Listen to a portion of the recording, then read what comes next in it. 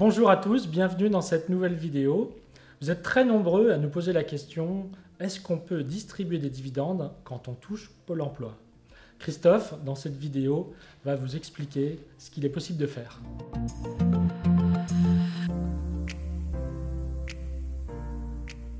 Effectivement, c'est une question que se posent souvent les créateurs. Peut-on se verser des dividendes lorsqu'on crée sa société et qu'on bénéficie de l'ARE, le maintien des indemnités Pôle emploi? Donc, en création d'entreprise, vous pouvez effectivement bénéficier de ce qu'on appelle le maintien de vos allocations chômage. Qu'est-ce que c'est que ce maintien? Cela vous permet, sur les premiers mois, de maintenir l'indemnité chômage versée par Pôle emploi sur une période qui peut aller jusqu'à 24 mois. Mais cela suppose de ne percevoir aucune rémunération versée par la société. Sur ce point, les créateurs s'interrogent souvent sur ce qui est possible de faire en la matière, et notamment au sujet des dividendes.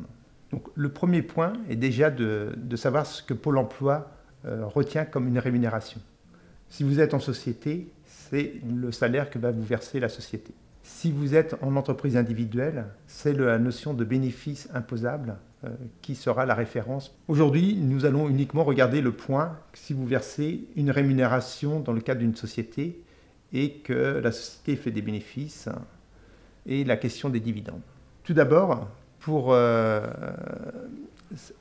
Pôle emploi vous verse l'indemnité tous les mois, elle va vous demander un PV de non-rémunération. Et bien souvent, elle demandera également à votre expert comptable de préparer une attestation, soit tous les mois, soit en début d'année, comme quoi vous n'allez pas vous verser de rémunération au cours de l'année à venir. Donc ça, c'est le point concernant les rémunérations. Maintenant, qu'en est-il des dividendes? La question se pose souvent. Je ne vais pas me verser de rémunération et je vais me payer que des dividendes. Comme ça, je vais maintenir le niveau de mes ressources et bénéficier à côté des indemnités Pôle emploi. Mais attention, Pôle emploi peut prendre en compte les dividendes comme des ressources et remettre en cause le montant des indemnités qui peuvent vous être versées mensuellement. Donc c'est un point qu'il faut effectivement ne pas négliger, qu'il faut faire très attention.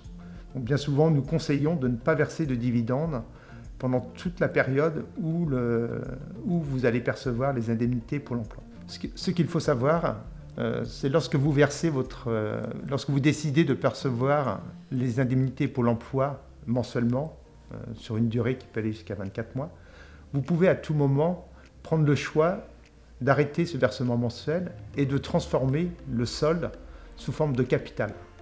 Certes, le montant est moins élevé à percevoir, mais après vous êtes libre de prendre soit une rémunération, soit de vous verser des dividendes.